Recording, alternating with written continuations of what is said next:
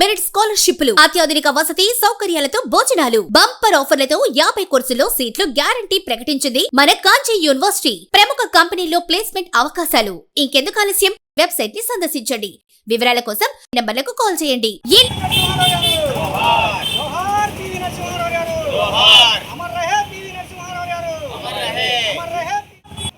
స్వర్గీయ మాజీ ప్రధానమంత్రి పివి నరసింహారావు 105వ జయంతి వేడుకలు మచిలీపట్నం మెయిన్ రోడ్ మున్సిపల్ ప్రధాన పార్కు ప్రక్కన పివి కాంస్య విగ్రహానికి పూలమాలలు వేసి నివాళులర్పించారు.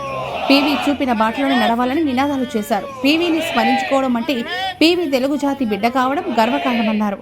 పివి జయంతి ఉత్సవాలను మచిలీపట్నంలో నిర్వహించగా కార్యక్రమంలో బ్రాహ్మణ వెల్ఫేర్ కార్పొరేషన్ రాష్ట్ర చైర్మన్ కె బుచ్చి రాంప్రసాద్, రాష్ట్ర ఆర్టీసీ చైర్మన్ కొనకల్ల నారాయణరావు, బ్రాహ్మణ welfare corporation state director PV Phanikumar, DCMS chairman, Janasena party Machilipatnam నియోజకవర్గం ఇన్ఛార్జి బండి రామకృష్ణ, తెలుగుదేశం పార్టీ కృష్ణా జిల్లా ప్రధాన కార్యదర్శి Gopu Satyanarayana, Machilipatnam market yard chairman Kunchenani, Krishna జిల్లా గ్రంథాలయ సంస్థ మాజీ చైర్మన్ గొర్రెపాటి గోపీచంద్, తెలుగుదేశం పార్టీ మచిలీపట్నం నగర అధ్యక్షుడు లోహిశెట్టి వెంకటస్వామి, తెలుగుదేశం పార్టీ మచిలీపట్నం నగర ఉపాధ్యక్షుడు వేమూరి నాగసాయి, బీజేపీ రాష్ట్ర కార్యదర్శి పంతం వెంకట గజేంద్ర, జనసేన మచిలీపట్నం నగర అధ్యక్షుడు గడ్డం రాజు, బీజేపీ నాయకుడు Nagalingam Ayodhya Ramaiah, market yard director Chodavarapu Lakshmi Prasanna, Telugu Desam party నాయకుడు మంచాల రాంబాబు, బ్రాహ్మణ సేవా సంఘం మచిలీపట్నం నాయకులు డాక్టర్ డి ధన్వంతరి ఆచార్య, మోపర్తి సుబ్రహ్మణ్యం, కానుకొలను ఫణికిరణ్ శర్మ, మచిలీపట్నం నగరపాలక సంస్థ కమిషనర్ సిహెచ్ వివిఎస్ బాపిరాజు తదితరులు పూలమాలలు వేసి ఘనంగా నివాళులర్పించారు.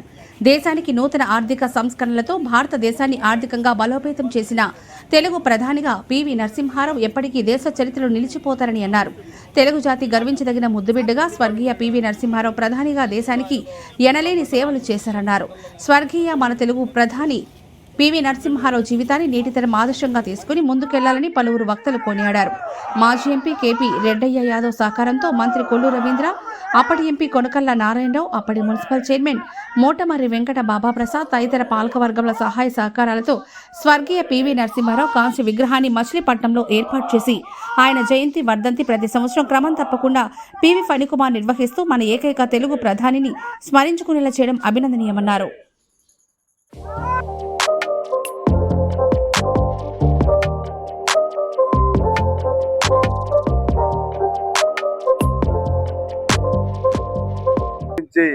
చెప్పాలంటే చాలా పెద్ద సబ్జెక్ట్. ఎందుకంటే దేశం ఆర్థిక పరిస్థితి బంగారం తాకట్టు పెట్టే పరిస్థితిలో ఆయన ప్రధానమంత్రిగా వచ్చి ఇవాళ ఆర్థిక విధానాలను సరళీకృతం చేసినటువంటి వ్యక్తి పివి నరసింహారావు గారు. దాని వలన ఇవాళ మనం అనుభవిస్తున్నటువంటి ప్రతి ఒక్క ఇది కూడా ఆయన ఆ రోజున చేసినటువంటి పరిస్థితే. 8 నెలల్లో బంగారాన్ని వెనక్కి తీసుకొచ్చాడు. తర్వాత ఆ రోజే ఎవరు కూడా ఆలోచన చేయని విధంగా ఒక ఆర్థికవేత్త అయినటువంటి మన్మోహన్ సింగ్ గారిని ఫైనాన్స్ మినిస్టర్గా చేశారు దేశానికి. ఆ తర్వాత మీరు చూశారు, అందుకనే ఆయన ఆర్థిక మైతాళికుడు అని కూడా అందరూ అంటారు. అలాంటి పివి నరసింహారావు గారిని స్మరించుకోవటం, భారతరత్న, ఆయన గురించి మనం ఇక్కడ 4 మంచి మాటలు చెప్పుకునే అవకాశం నాకు కల్పించినటువంటి పని గారికి, అది గౌరవ మంత్రివర్యులు కొల్లు రవీంద్ర గారు, మరి అప్పటి ఎంపీ కొనకల్ల నారాయణ గారు, మరి మాజీ ఎంపీ కేపీ రెడ్డయ్య గారు, ఆయన పుణ్యంతో మరి పివి నరసింహారావు గారిని ఇక్కడ తలుచుకుంటున్నాం. ఎందుకంటే ఆయన జయంతులు వర్ధంతులు తెలుగువాడు ఏకైక ప్రధానిగా చేశారు. ఈ విగ్రహం పెట్టేటప్పుడు కూడా అనేక ఇబ్బందులు పెట్టారు గత పాలకులు అప్పట్లో.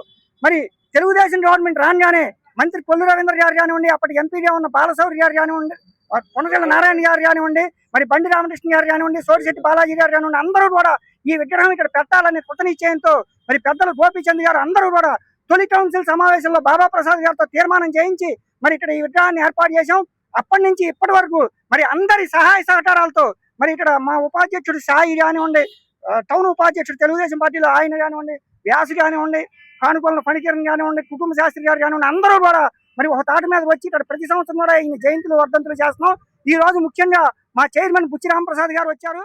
మాజీ ప్రధానమంత్రి శ్రీ పివి నరసింహారావు గారి యొక్క జయంతి సందర్భంగా మరి ఇక్కడికి విచ్చేసినటువంటి పెద్దలు ఆంధ్రప్రదేశ్ బ్రాహ్మణ కార్పొరేషన్ అధ్యక్షులు శ్రీ బుచ్చి రాంప్రసాద్ గారికి, అదేవిధంగా గోపీచంద్ గారికి, మిగిలినటువంటి నాయకులందరికీ పేరు పేరున నమస్కారాలు తెలియజేసుకుంటూ, మరి ఆర్థిక వ్యవస్థని పట్టాల మీదకి తీసుకొచ్చినటువంటి మహానుభావుడు పివి నరసింహారావు గారు. ఆ రోజున దేశం ఎంతో క్లిష్ట పరిస్థితుల్లో ఉన్న సమయంలో పివి నరసింహారావు గారు మైనారిటీ గవర్నమెంట్ లోనే నిలబడి 5 సంవత్సరాల పాటు కూడా వారు ఎంతో చాకచక్యంగా పరిపాలించి ఆర్థిక వ్యవస్థని గాడిలో పెట్టి సరళీకృత విధానాలని ప్రోత్సహించి మరి ప్రపంచవ్యాప్తంగా ఎంతో పేరు తెచ్చుకున్నారు. ఆయన సమయంలోనే 5 సంవత్సరాల పాటు మన్మోహన్ సింగ్ గారు కూడా ఆర్థిక శాఖ మంత్రి చేసి తర్వాత ఆయన కూడా 10 సంవత్సరాల పాటు ప్రధానమంత్రి చేశారు. అంటే ఏదైతే ముందుగా ఈయనకి ప్రధానమంత్రి పదవిలో ఉండి తీసుకున్నటువంటి అతి మంచి నిర్ణయం మన మన్మోహన్ సింగ్ గారిని ఆర్థిక శాఖ మంత్రి కింద తీసుకురావడం. ఆర్థిక శాఖ మంత్రి గారే తదుపరి కూడా ప్రధానమంత్రి అయిన తర్వాత వారు కూడా ఇంకొక 10 సంవత్సరాల పాటు చేసి ప్రస్తుతం ఉన్నటువంటి భారతదేశాన్ని ఒక మహత్తరమైనటువంటి శక్తిగా 2047కి వికసిత్ భారత్ చేసేటువంటి దిశగా రూపకల్పన చేసి ముందు ఒక ఫౌండేషన్ వేసినటువంటిది గౌరవనీయులు పెద్దలు. ఆయన మన తెలుగు జాతి ముద్దుబిడ్డ.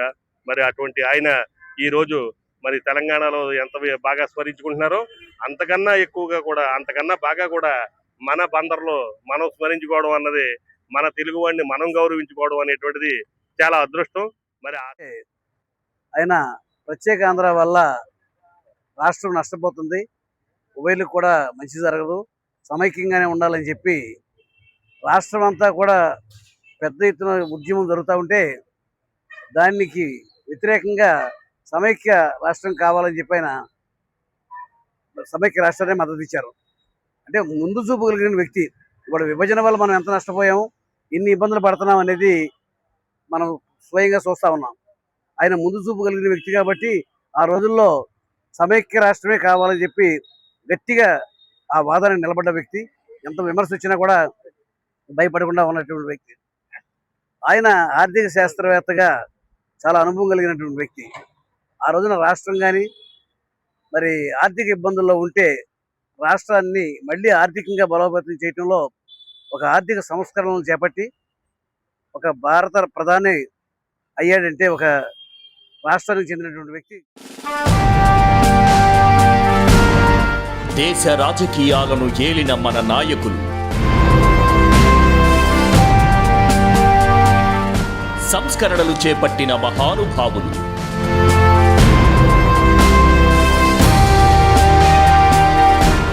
ఆర్థిక పరిస్థితులను అంచనా వేసిన అపర చాణక్యులు,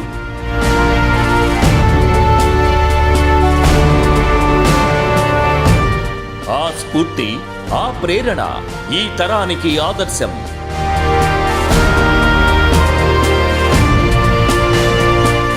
సమస్యలపై పోరాటం చేస్తూ దూసుకుపోతున్న ప్రతినిధులు,